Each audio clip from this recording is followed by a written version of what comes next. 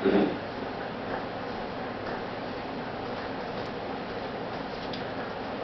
Saturday, you've made big plans with a friend to go shopping and get a bite to eat. Just as you're getting ready to go out the door, the phone rings.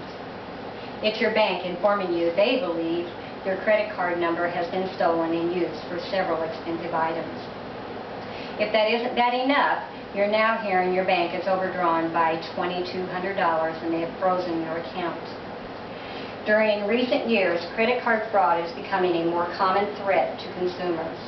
According to e-zine articles of October 6, 2008, 15 million people in 2006 had fallen victim to credit card fraud. That's 28 people every minute and 1 person every 2 seconds. With statistics like these, you should all become more aware of credit card fraud because it could happen to you. Just ask me. Unfortunately, I know firsthand about the dangers of credit card fraud. To try to prevent this from happening to you, I will first discuss different types of credit card fraud. Next, describe damaging effects, and finally, identify some things you can do in case this does happen to you. Let's start by discussing some common types of credit card fraud.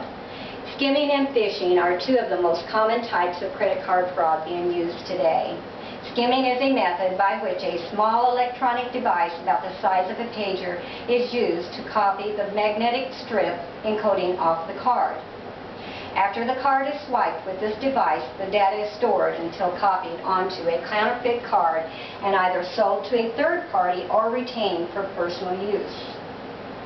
This type of credit card skimming often occurs in businesses where cards are used regularly, such as restaurants, entertainment venues, and department centers.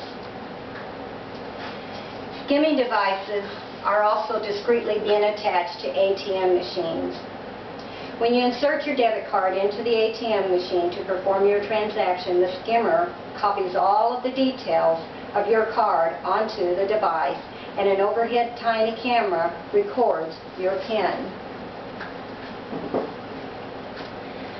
The fraudster can access the skimmer and camera using a laptop wireless feature sitting nearby and then download your information into the computer. That information is used to create counterfeit cards and withdraw large sums of money from your account using your PIN number. And if the high cost of gas isn't enough, credit and debit card users who pay at the pump must face a new way to be gouged at the pump.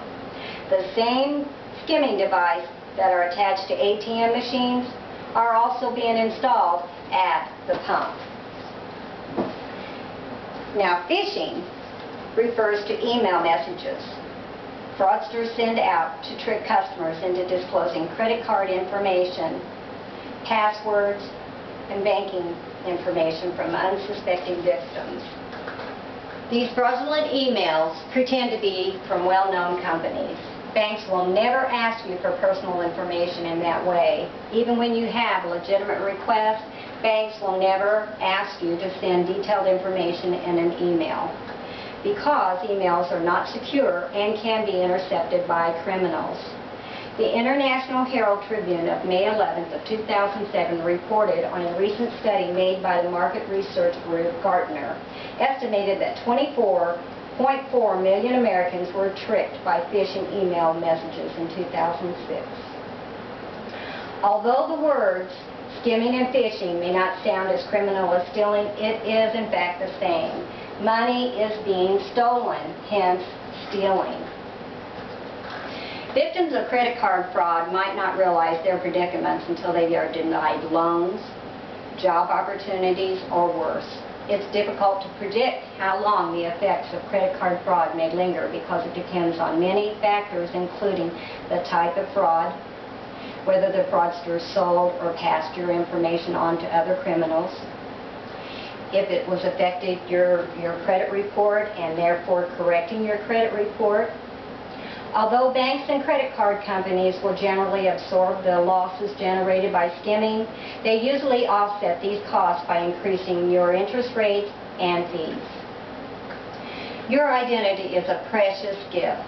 If lost, it can do some damaging things like draining the money from your bank account, charging up your credit cards, or worse, destroy your credit. To help prevent credit card theft, we must take some precautionary steps. Keep a record of your account numbers, their expiration dates, and phone numbers, along with the address of each of the companies in a secure place. Open bills promptly and reconcile accounts from your saved receipts.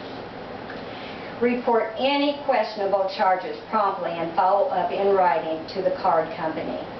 If required, file a police report.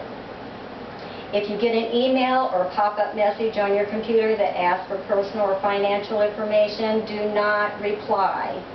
If necessary, contact all 3 credit bureaus, Equifax, Experian, and TransUnion.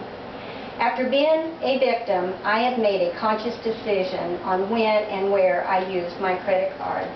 It took approximately 8 weeks for my bank to replace all the funds back into my account. Considering the causes, the effects, and solutions to credit card fraud, it is clear we need to take preventative action.